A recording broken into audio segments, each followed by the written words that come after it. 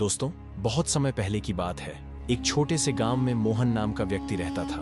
मोहन का परिवार बेहद साधारण था। उनका एक छोटा सा घर था और वह दिन रात मेहनत कर अपनी रोजी रोटी कमाता था। हालांकि मोहन साधारण जीवन जीता था, लेकिन उसका दिल बहुत बड़ा था। वह हमेशा दूसरों की मदद के लिए तैयार रहता था।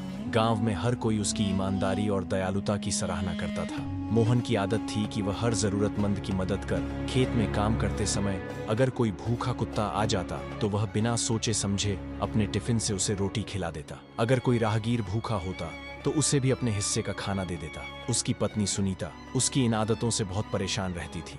वह अक्सर उससे कहती, तुम्हारी इस तानवरता के चक्कर में हमारा घर खाली होता जा रहा है। खुद के बारे में भी सोच लिया करो। लेकिन मोहन हमेशा मुस्कुराते हुए जवाब देता, सुनीता, भूखा पेट सबसे बड़ा दुश्मन होता है। अगर हम किसी की मदद कर सकते हैं तो क्यों ना करें। ऊपर वाला सब देखता है। एक दिन की बात है, दोपहर का समय था और मोहन घर पर आराम कर रहा था। तभी दरवाजे पर एक बूढ़े साधु बाबा ने आवाज लगाई। उनकी आवाज धीमी थी, मानो बहुत थके और भूखे हों।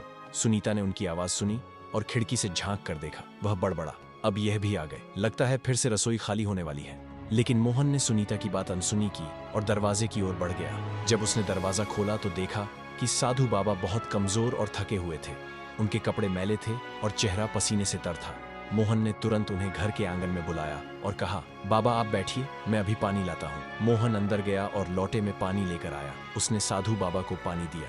बाबा ने पानी पीकर राहत की सांस ली। उनके चेहरे पर एक अजीब सा सुकून झलक लगा। साधु ने मोहन से कहा, बेटा 2 दिन से भूखा हूँ, अगर कुछ खाने को मिल जाए तो बड़ी कृपा होगी। यह सुनकर मोहन तुरंत रसोई की ओर भागा।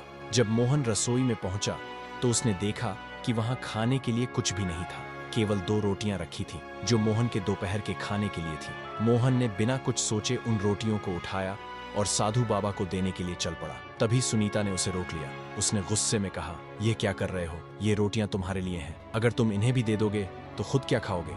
साधु किसी और के घर से भी खाना मांग सकता है, लेकिन हम कहाँ मांगने जाएंगे? मोहन ने उसकी बात ध्यान से सुनी और शांत स्वर में कहा, सुनीता, भूखा पेट किसी को इंतजार नहीं करवाता। ये बाबा 2 दिन से भूखे हैं। अगर हम इन्हें खाना नहीं देंगे तो उनका क्या होगा? भगवान हमारा इंतजाम खुद करेगा। सुनीता की आवाज इतनी तेज थी कि साधु बाबा ने सब कुछ सुन लिया, लेकिन वह चुपचाप बैठे रहे और मोहन का इंतजार करते रहे। मोहन ने सुनीता की नाराजगी को नजरअंदाज किया और रोटियां लेकर साधु बाबा के पास गया। उसने रोटियां उनके सामने रख दी और कहा, बाबा आप इसे खा लीजिए, यह हमारे घर का सबसे अच्छा भोजन है। साधु बाबा ने कुछ नहीं कहा। वह बहुत भूखे थे, इसलिए उन्होंने बिना कुछ बोले रोटियां खा ली। खाने के बाद उन्होंने पानी पिया और सुकून से बैठ गए। कुछ देर बाद जब साधु बाबा जाने के लिए उठे तो उन्होंने मोहन को अपने पास बुलाया। उन्होंने अपने झोले में से एक चमकती हुई सोने की कटोरी निकाली और मोहन को दी। मोहन कटोरी देखकर हैरान रह गया। उसने कहा, बाबा मैं इसे नहीं ले सकता, यह आपकी है। साधु ने मुस्कुराते हुए कहा, बेटा इसे रख लो। मैं पिछले हफ्ते एक राजा के पास गया था, उन्होंने मुझे यह कटोरी भिक्षा में दी थी, लेकिन यह मेरे किसी काम की नहीं। मैं अब तक किसी ऐसे इंसान की तलाश में था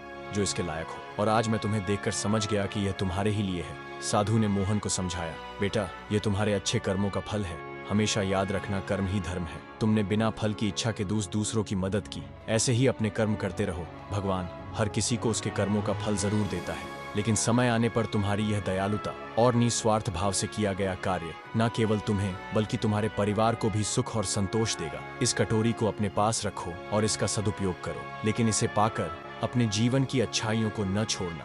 यह केवल तुम्हारे लिए एक प्रतीक है कि भगवान हमेशा अच्छे कर्मों की सराहना करते हैं। यह कहकर साधु बाबा वहां से चले गए। मोहन कटोरी को हाथ में लिए उन्हें जाते हुए देखता रहा। उसकी आंखों में खुशी के आंसू थे। उसने मन ही मन ठान लिया कि वह हमेशा दूसरों की मदद करेगा, चाहे हालात जैसे भी हो। दोस्तों, कर्म ही सच्चा धर्म है। बिना फल की इच्छा के अच्छे कर्म करने वाले व्यक्ति को भगवान किसी न किसी रूप में उसका फल जरूर देते हैं। हमें अपने कर्मों से कभी पीछे नहीं हटना चाहिए। दोस्तों, अगर आपको यह कहानी पसंद आई हो तो इसे लाइक और कमेंट जरूर करें। इसे ज्यादा से ज्यादा लोगों के साथ शेयर करें ताकि इस संदेश को हर किसी तक पहुंचाया जा सके। और हाँ, हमारे YouTube चैनल को सब्सक्राइब भी करें।